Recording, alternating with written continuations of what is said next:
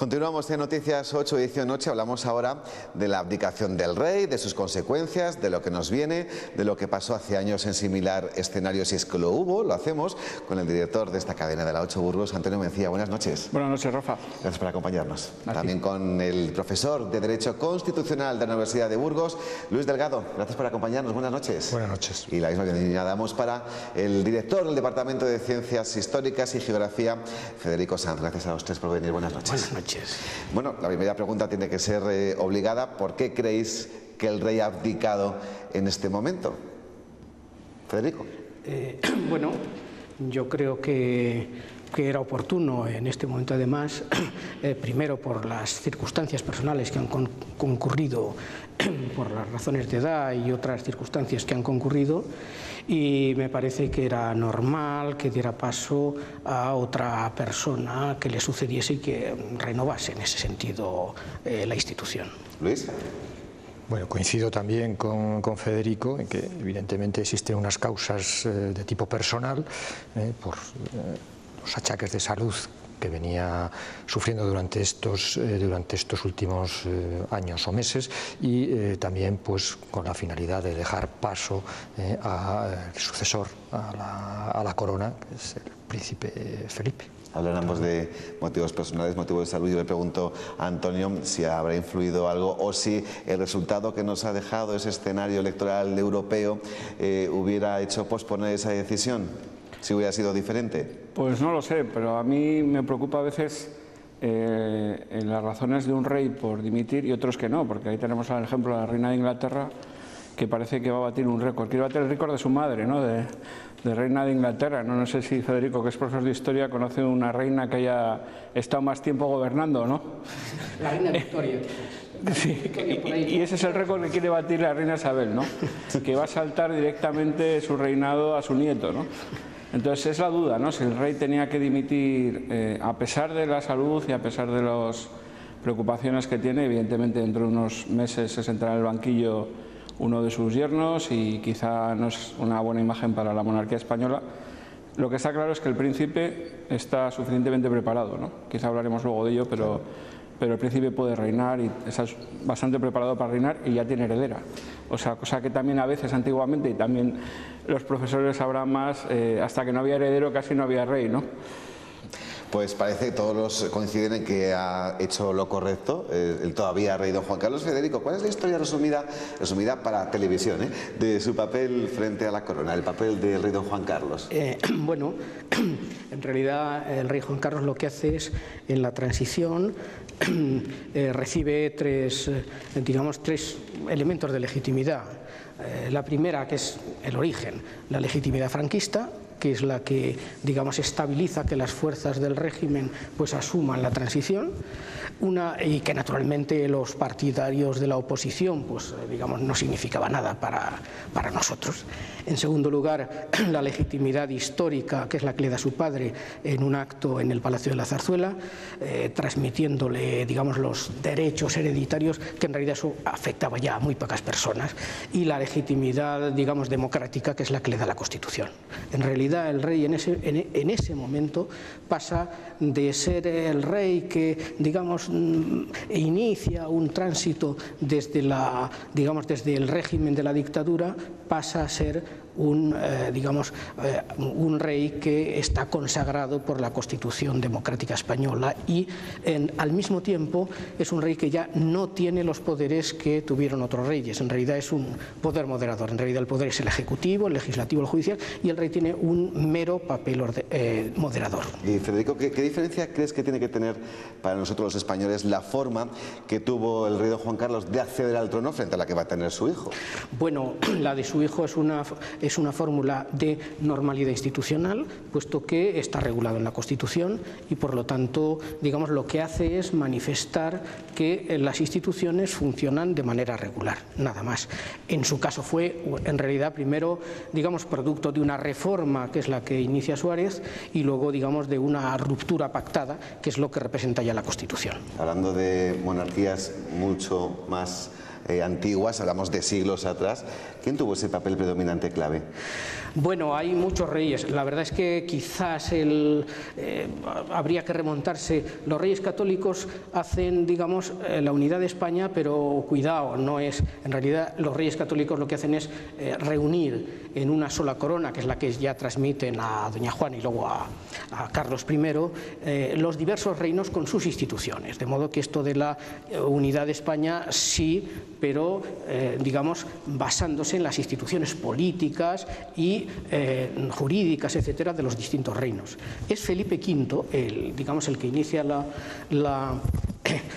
digamos, la dinastía borbónica en España. Es Felipe V el que establece ya un sistema, inicia un sistema de centralización política, el que además realiza, digamos, dos operaciones simultáneas. Por un lado, transfiere a Cataluña, porque habían apoyado ellos al archiduque Carlos de Austria, su antagonista, y digamos, les quita las instituciones que tenían, mientras que en el País Vasco, donde habían sido sus aliados, pues las mantiene, y en realidad de ahí viene pues la situación actual del País Vasco.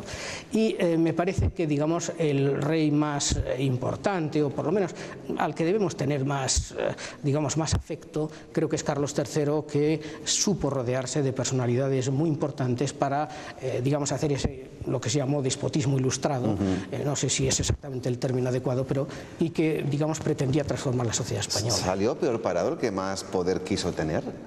Bueno, sí. Efectivamente, los que interfirieron en la vida política, en lugar de, digamos, contener lo que eran sus atribuciones legales, pues son los que peor salieron. El caso más significativo, pues Isabel II, que tuvo que salir, pasar la frontera desde San Sebastián a Francia en la Revolución del 68, por haberse inmiscuido en, digamos, en operaciones extrañas en la vida política ordinaria parlamentaria. Y Alfonso XIII, que en realidad lo que hizo fue actuar como un político, sí, es decir, no como un estadista que modera, que da, digamos, paso a unos o a otros en función de diversas circunstancias políticas, sino que quiso tener un protagonismo. Bueno, y además en el caso de Alfonso XIII se da la circunstancia de que terminó siendo la cobertura política institucional de la dictadura de Primo de Rivera, claro. Pues eso ya no tenía solución. Buen resumen, Antonio, nos acaba de dar aquí Federico, ¿eh? Sí, luego hablaremos quizá de Alfonso XIII, ¿no? Y de esas elecciones que provocaron una república donde ganaron los monárquicos, porque la mayoría de los concejales que accedieron a los cargos de los diferentes ayuntamientos eran monárquicos, pero a raíz de esas elecciones vino la república. Pero esas elecciones eran unas elecciones que en el medio rural estaban radicalmente manipuladas y no tenían ninguna credibilidad, y por eso el hecho de que en casi todas las capitales de provincia, Burgos no fue de ellas, ganasen la coalición republicano-socialista, pues fue lo que hizo que el propio rey, en su gobierno solamente un ministro de la Cierva fue el único que le pidió que se mantuviera. El resto de los ministros le dijeron que efectivamente políticamente el análisis de la situación estaba claro. La monarquía había perdido. Pero bueno, manipuladas o no, fueron las siguientes elecciones las que ganaron los republicanos en el mismo contexto, quiero decir, electoral. Bueno, no, porque entonces, digamos, fueron elecciones mucho más transparentes. Es decir, lo que tenían el sistema electoral de toda la restauración, hablo desde 1876, que es cuando es la Constitución, todo el sistema aquel que Costa catalogó de oligarquía y caciquismo, pues realmente era un sistema completamente manipulado. Formalmente había elecciones, realmente era un turno de partidos que se ponían de acuerdo y, digamos, estaba en manos de la oligarquía terrateniente y financiera. Pues lo que es una evidencia es que a partir del día 18 de julio van a cambiar muchas cosas. Algunas serán trascendentales, pero también otras anecdóticas, como el cambio de cara en las monedas o el mensaje de Nochebuena en Navidad. Juan Carlos I está más presente en nuestras vidas de lo que pensamos. Hasta cuando vamos a comprar al kiosco, el rey siempre da la cara, algo que en el futuro podría cambiar. El coleccionismo de monedas le parecerá interesante, digo yo. Hombre, al principio estarán deseando ver el cambio, a ver cómo sale, a ver cómo es, pero no creo que tenga mayor incidencia. El rey sigue presidiendo los salones y despachos oficiales, algo que probablemente no tardará mucho en sustituirse. En la próxima foto ya saldrá Felipe VI. Habrá que renovar hasta los sellos. Hola, Tenía un sello para Europa. pues subieron ayer casualmente los sellos, así que cada vez se utilizan menos sellos y los del rey cada vez menos también porque son de chupar. Y estos ya que vienen nuevos son autoadhesivos, los puedes seguir utilizando perfectamente. Estos seguirán su curso normal e irán haciendo nuevos del príncipe y no sé si de Leticia. También cambiarán los títulos universitarios. Las nuevas promociones llevarán la firma del nuevo monarca. Es como si te firma, pues oye, no sé, el director de la universidad, ¿qué más te da? Tampoco es, no sé. O sea, creo que es indiferente, para mí sería indiferente. Me va a hacer gracia. Yo ya tengo un título firmado por el primero, así que bueno, pues mira, más variedad. Entras con Juan Carlos y sales con Felipe VI, pero por lo demás es un nombre en un papel. A mí lo que me importa es tener el título y que esto mejore para poder encontrar un trabajo. Eso es lo que me importa. Este año, por cambiar, hasta la cara que nos felicita la Navidad. Lo mejor para todos. Que me dieron mis invitados en la mesa que reflexión, que ya en cuanto antes coja el título, ha dicho, y que esto mejore para encontrar un trabajo. Luis, la proclamación de un nuevo rey poco tiene que ver, ¿no?, con el empleo en este país, o sí, no lo sé. La proclamación de un rey como jefe de Estado está condicionada por las funciones que efectivamente la Constitución atribuye al rey, en este caso al nuevo rey, como jefe de Estado. Y por lo tanto está condicionada también por el sometimiento del rey como jefe de Estado a la propia Constitución y al resto del ordenamiento jurídico, puesto que estamos dentro de una forma de gobierno parlamentaria monárquica. ¿Pero crees que es el momento de reformar ahora la Constitución, aprovechando el cambio de jefe de Estado? Reformar la Constitución, pero bueno, si se acomete la reforma de la Constitución es en función de... Actualizar la Constitución al siglo XXI.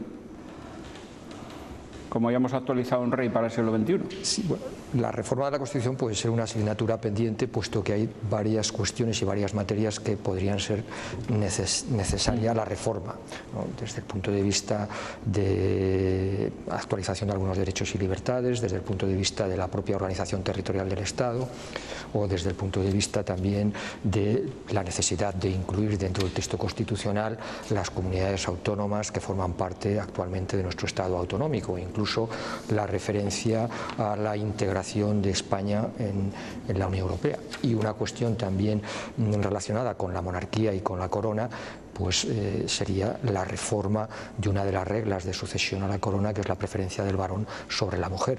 Todas estas son cuestiones que en su momento incluso quedaron planteadas también por un informe que se pidió desde el Gobierno al Consejo de Estado en el año 2006 y que son cuestiones que, pues a mi modo de ver, en algún momento habrá que acometer la Ahora, reforma. si tuviera un hijo, Felipe y Leticia, que parece que no van a tener, pero si lo tuvieran, todavía no está reformada la Constitución para que no sea Leonor precisamente princesa de Asturias. Efectivamente. O sea, si naciera ese hijo en este momento, en estos meses, se aplicaría el artículo 57, que contiene las reglas. Vaya trauma, ¿no?, para la Leonor. sucesión a la corona. Por lo tanto, lo que pasó en su momento respecto del príncipe Felipe, pues tendría lugar ahora, puesto que son normas contenidas en un artículo de la Constitución y esas normas y ese artículo son objeto de aplicación directa. Pues de la Constitución vamos a seguir hablando, sobre todo en el momento que tengamos sobre la mesa ese punto relacionado con el debate monarquía-república, pero muchos de los espectadores ahora mismo de la 8 estarán diciendo, bueno, pregúntale si alguno ha tenido algún contacto cercano con el rey, que es el protagonista de la noche, Antonio. No, tuve ocasión de trabajar 5 años en Madrid y me tocó seguir a la familia real. Y bueno, he tenido más contacto con el príncipe de Asturias y con los reyes también. Y bueno, es una...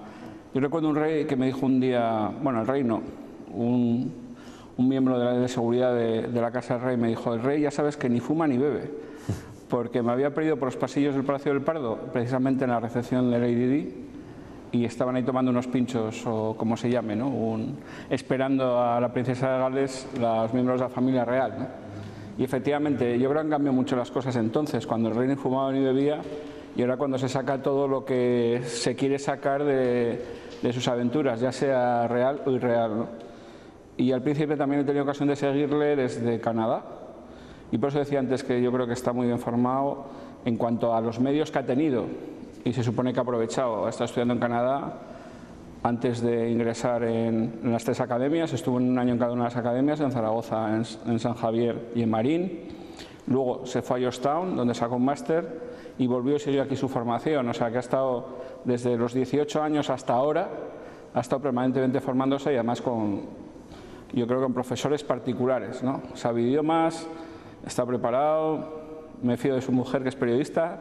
O sea, que creo que en eso está preparado y es muy cercano. Eso lo pudimos comprobar cuando vino a esta casa, que una de las cosas que me comentaron cuando se preparaba el viaje es decir, quieren saludar a todos y cada uno de sus trabajadores. Y así fue, o sea, que saludaron a todos y a cada uno de sus trabajadores. Yo me pregunto, ¿el rey tiene amigos? ¿Tendrá amigos? ¿Podrá tenerlos? Bueno, todos los reyes han tenido amigos. Él dice que no. No sé.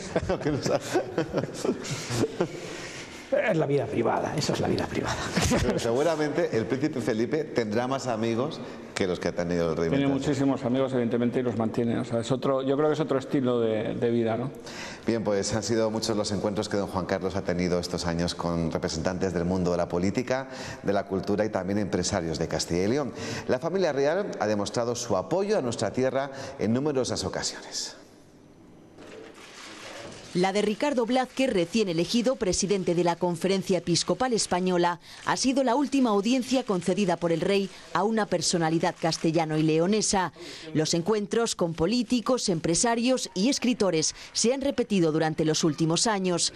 Meses después de las elecciones de mayo de 2011, el presidente de la Junta, Juan Vicente Herrera, fue recibido en Zarzuela dentro de la ronda de contactos que el monarca mantuvo con los presidentes de las comunidades autónomas.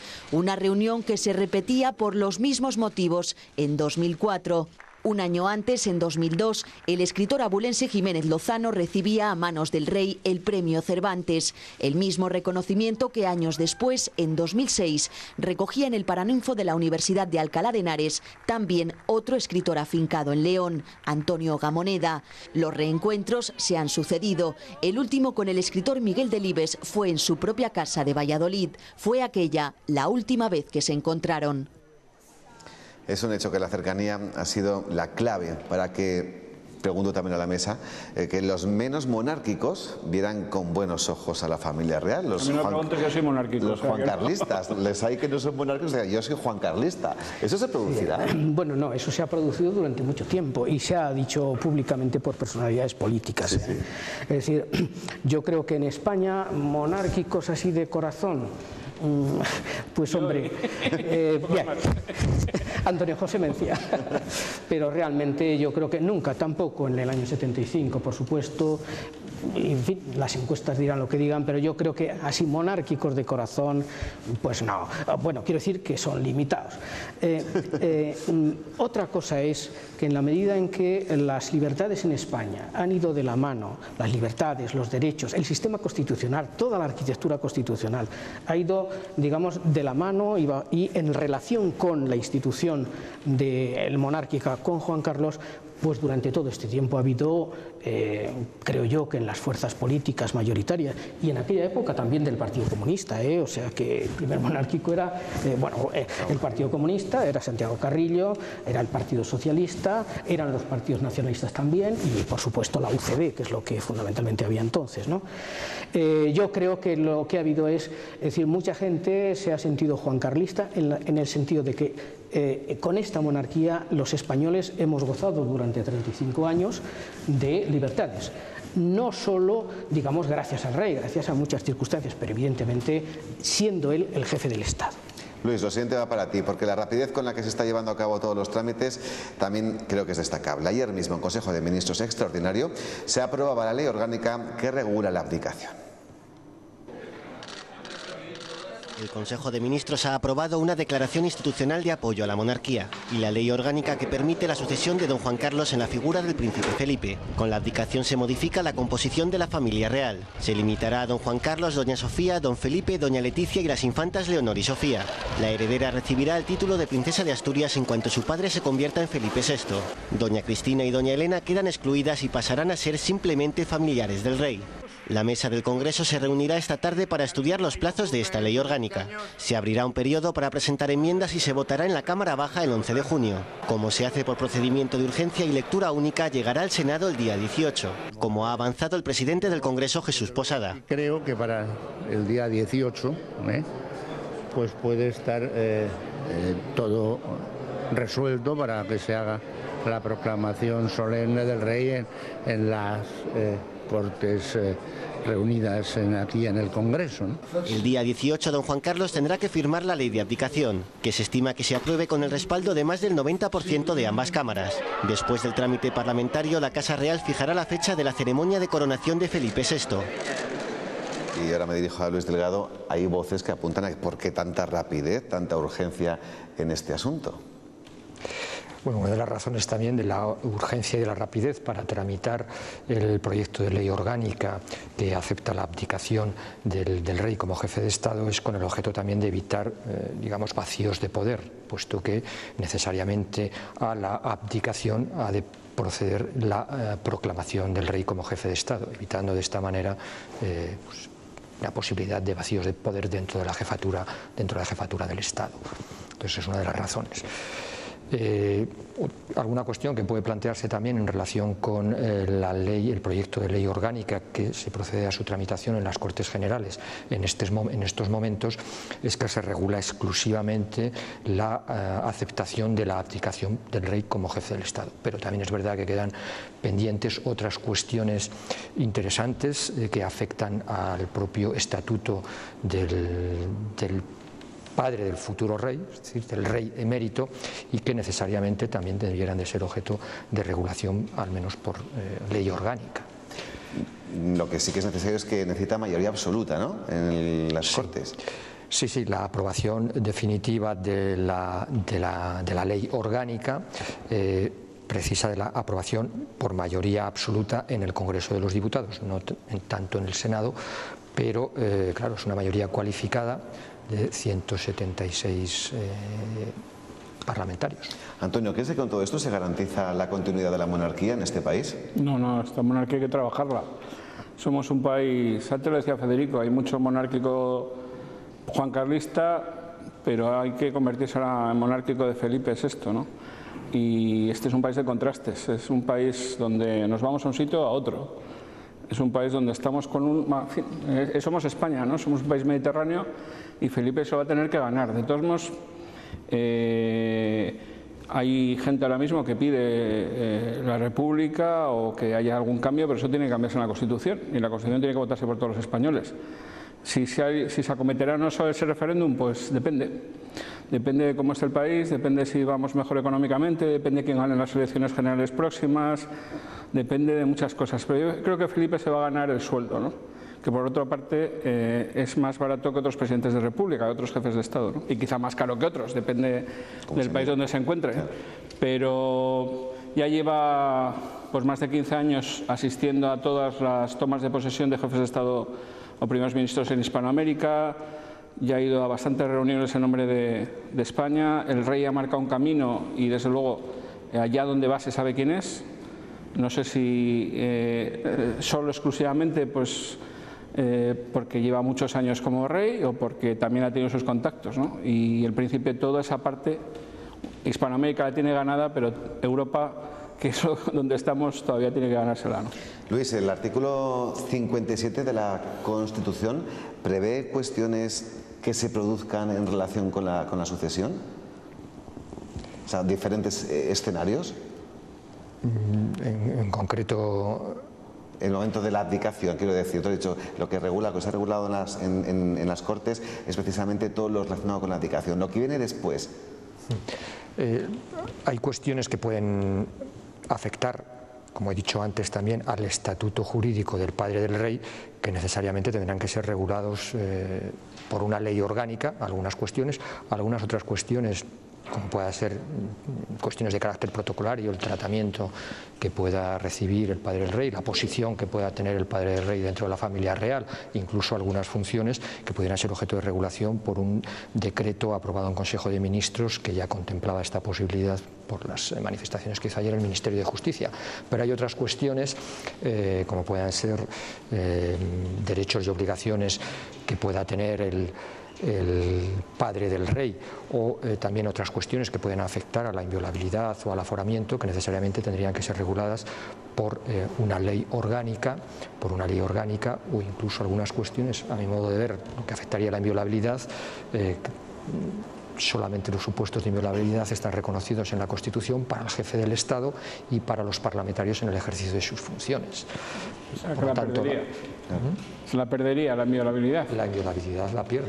¿Tú cómo ves que hubo el debate cuando Benito XVI dio la sucesión a Francisco y se quedó viviendo a escasos metros de la residencia del Papa? Ahora el rey debería seguir viviendo a escasos metros de la residencia de su hijo, porque necesitaría pedir consejo. Ya sé que no es la misma relación entre dos papas que entre un padre y un hijo, y la experiencia es diferente, pero ¿cómo lo ves para garantizar la independencia del jefe del Estado? Una opinión personal, ¿eh? Vamos a ver, son relaciones familiares también, claro. Son padre e hijo.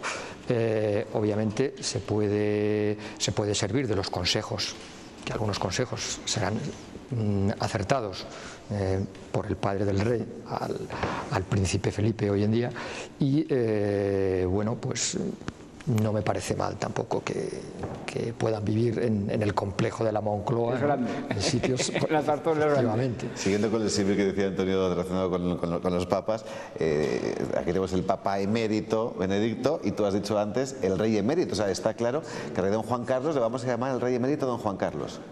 Bueno, esa es una de las cuestiones también que pueden ser objeto de regulación en función de qué tratamiento va a tener, puesto que ahora hablamos de padre del rey o del futuro rey, del rey emérito o del rey abdicado.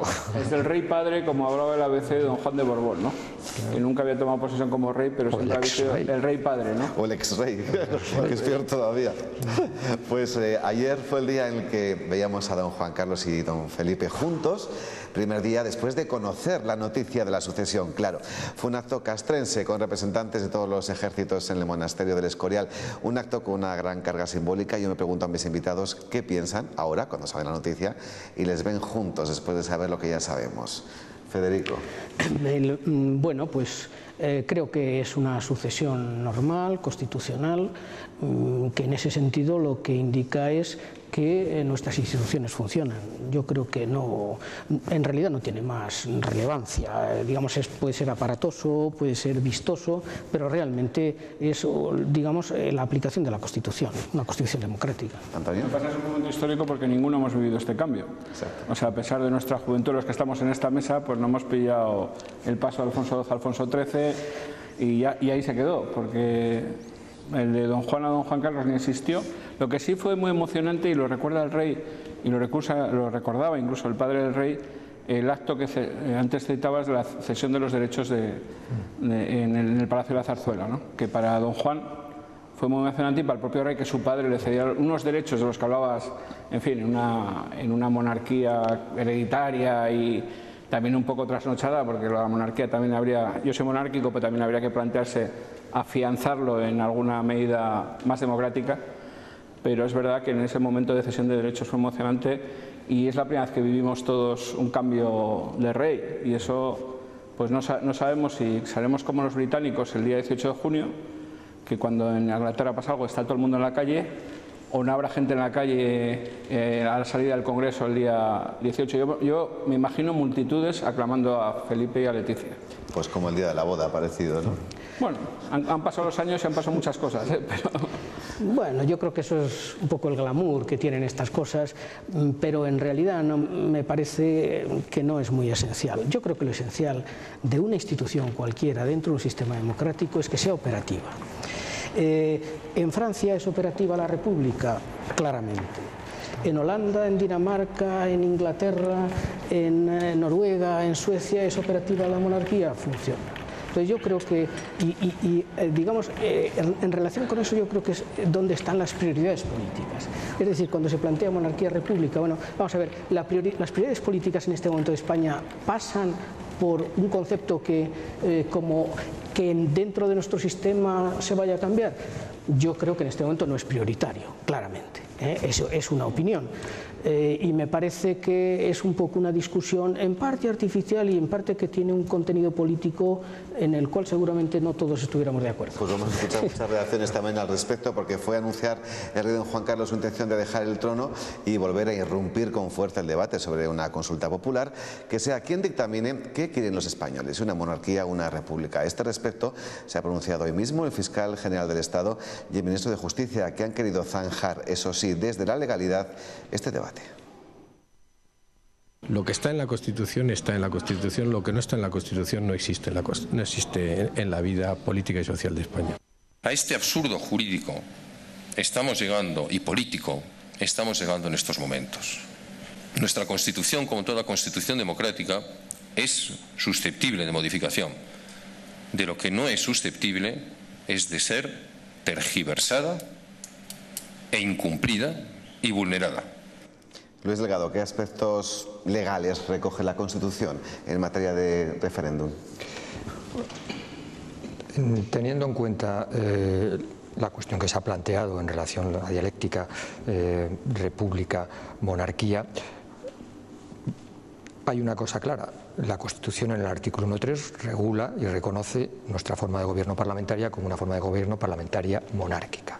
Es decir, por lo tanto, va a haber una jefatura del Estado donde es una monarquía y un rey con unas funciones que la propia Constitución le atribuye.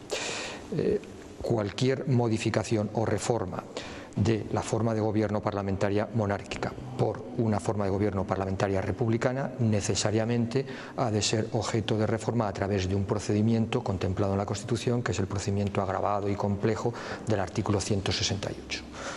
El cambio de la jefatura del Estado, el cambio de la forma de gobierno parlamentario monárquica a republicana necesariamente ha de pasar por esos cauces constitucionales. Cauces constitucionales que conllevan varios pasos.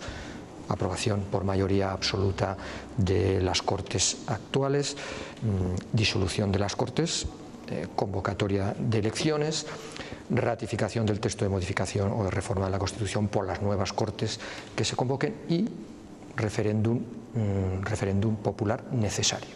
Entonces, hay otra posibilidad también que podría plantearse y se ha planteado desde algún sector de la doctrina, que podría ser convocar un referéndum consultivo del artículo 92 de la Constitución, pero la iniciativa corresponde al presidente del Gobierno, previa autorización de las Cortes, paradójicamente convocado formalmente por el jefe del Estado, por el rey.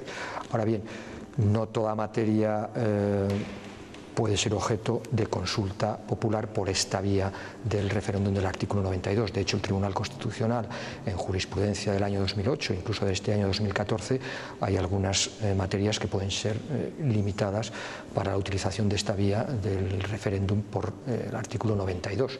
Serían materias... ¿Fue el de la OTAN en este sentido?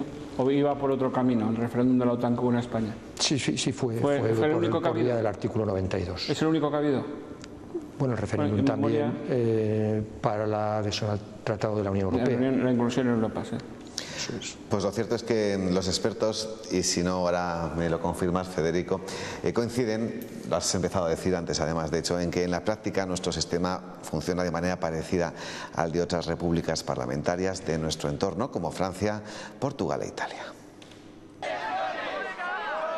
Desde el anuncio de la abdicación del rey ha vuelto a la calle el debate sobre un referéndum para proclamar una república. Pero el proceso legal no es tan sencillo, según afirman los expertos. Exigiría la convocatoria de unas nuevas Cortes que pasarían a ser constituyentes.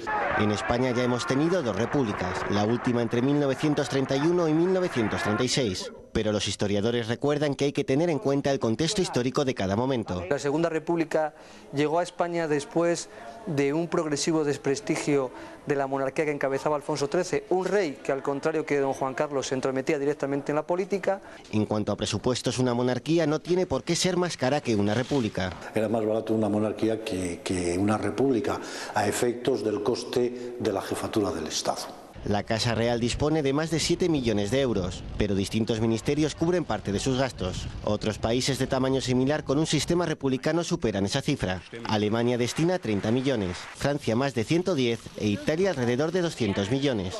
Aunque en los presupuestos de estos dos últimos sí que se incluye la totalidad de los gastos de la jefatura del Estado. Además, Italia y Alemania funcionan de forma similar a nuestra monarquía parlamentaria. Tiene los mismos poderes representativos que tiene el presidente de la República Alemana. Tanto en España como en Alemania o Italia, el jefe del Estado tiene un poder representativo. El Ejecutivo está en manos del Gobierno.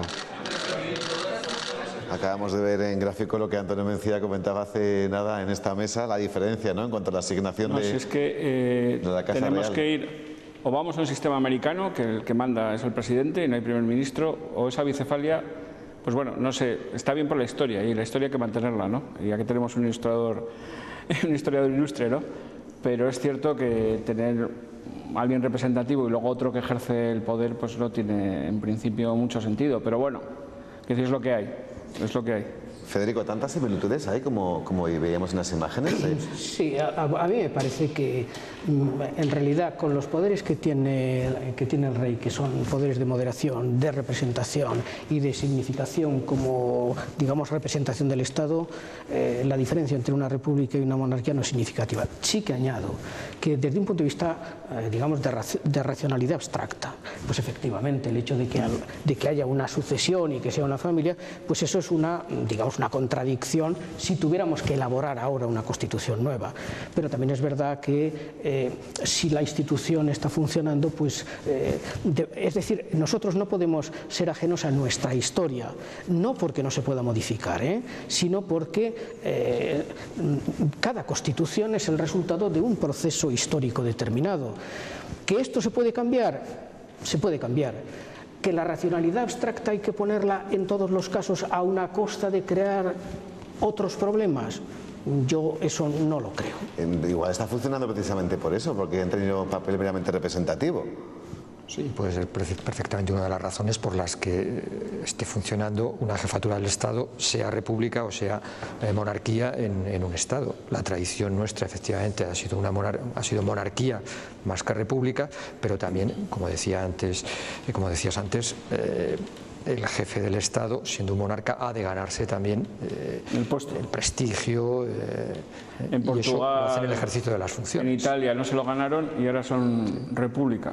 Aquí el rey actual lo ha mantenido, y si Felipe lo mantiene, pues no habrá... El titular de la soberanía es el pueblo. En cualquier momento el pueblo puede plantear una reforma, una modificación de la Constitución, teniendo en cuenta que estamos inmersos en un Estado constitucional, en un Estado democrático de derecho, y por lo tanto cambiar, modificar esta jefatura del Estado. Y bueno, en ese sentido yo añadiría, ¿dónde han desaparecido las monarquías? Donde ha habido problemas con el monarca. Pongo un ejemplo próximo a la familia real.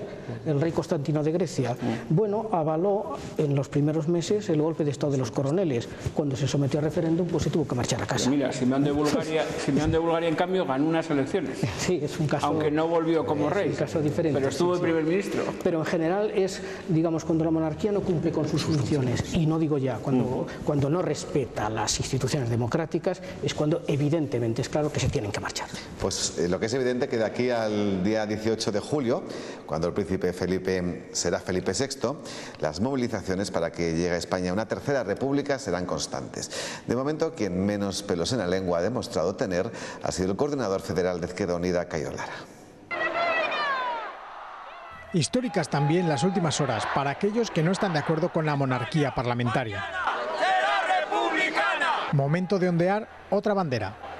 La manifestación más numerosa, la de la Puerta del Sol, en Madrid. Había salido el pelo blanco esperando la República, ¿no? No ha llegado todavía, pero está ya cerca. ¡España, mañana será republicana! Gritos y consignas que se repitieron en todas las ciudades. También en capitales de Castilla y León, donde salieron a la calle diferentes colectivos. ¡Abolición de la monarquía! En Ávila, Burgos o Segovia.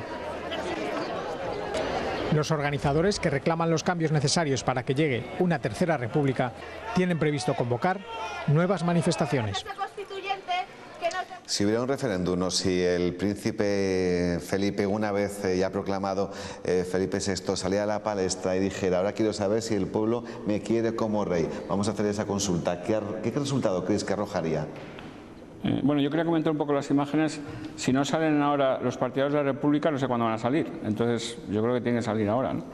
Y lo otro, no tengo ni idea del resultado que saldría. Yo creo que ahora mismo ganaría mayoritariamente y de ancho una monarquía parlamentaria, pero no lo sé. O sea, depende de las circunstancias. No hemos tenido unas elecciones europeas quizá menos valoradas que unas elecciones, que un referéndum entre monarquía, y ha habido realmente votos, en fin, para preguntarse mucho, ¿no?, sobre ellos. Luis.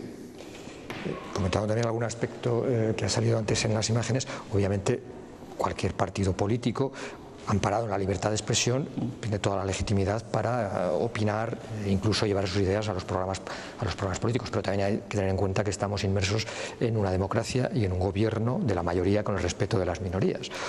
Por otro lado, si se convoca un referéndum, yo creo, un poco por la composición y el espectro social y político de la sociedad española, creo que ganaría la monarquía.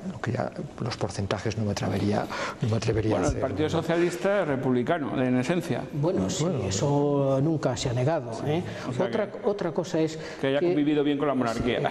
Que no quería romper el pacto, han dicho, ¿no? Bueno, no, pero yo creo sobre todo que cuando en la hipótesis que habéis planteado de que se hiciera el propio Felipe firmase, no que él convocase, ¿verdad?, porque lo convocaría el gobierno, lógicamente, sí, pero que él lo tuviera que firmar, porque tendría la obligación de firmarlo. No, tiene que firmarlo. En el caso de que eso se hiciera, eso sería como resultado de que las fuerzas parlamentarias tuvieran, no solo una mayoría republicana, sino una mayoría dispuesta a hacer de eso una cuestión esencial.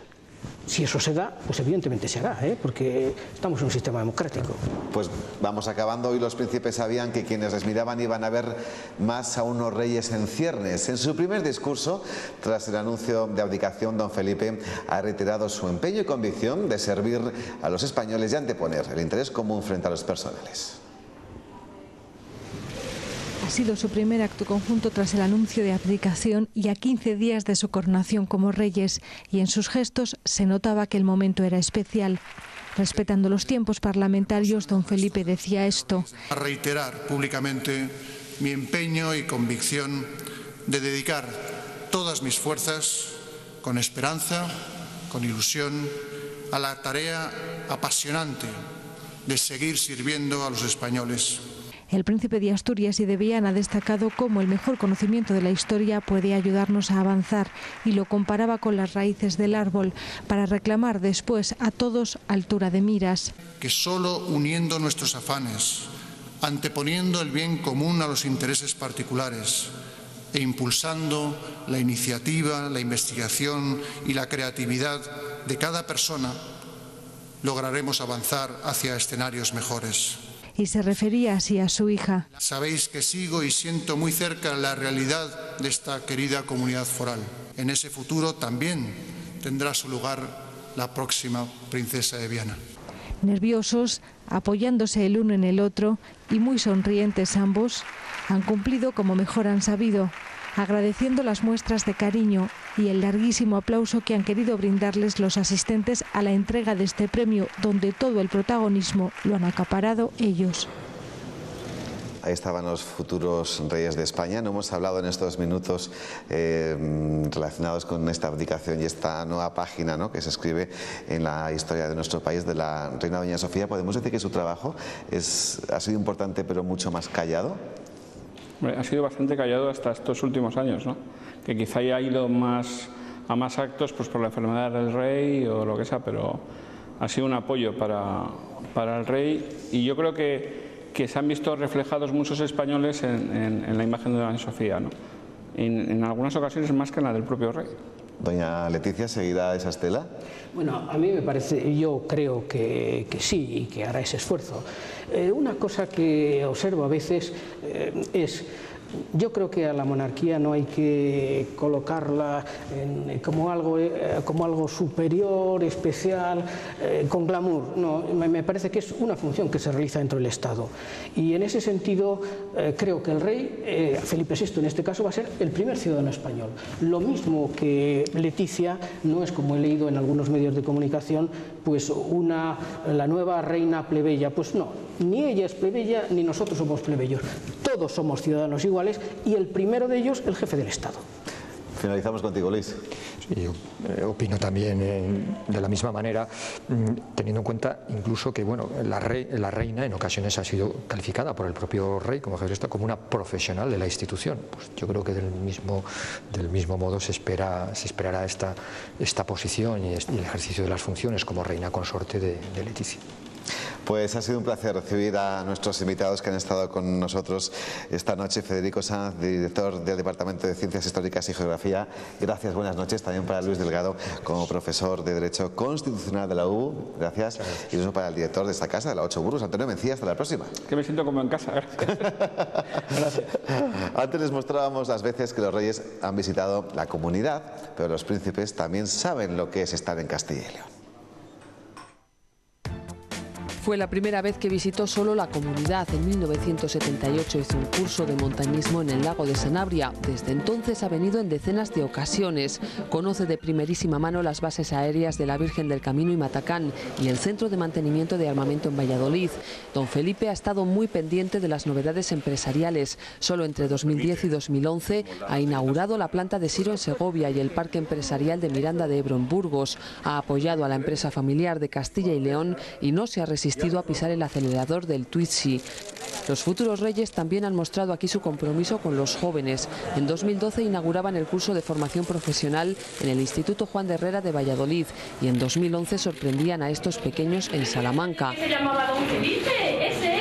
Además han apoyado a la Fundación Duques de Soria o la exposición del 1100 aniversario del Reino de León o el Congreso de Víctimas del Terrorismo en Salamanca. La formación de doña Leticia también ha pesado. Los príncipes no se han olvidado de los medios de comunicación. De hecho, en 2006 inauguraban el edificio Promecal de Burgos. Siempre cercanos, no han escatimado en apretones de manos o muestras de cariño. También han recibido los aplausos y el calor de los castellanos y leoneses.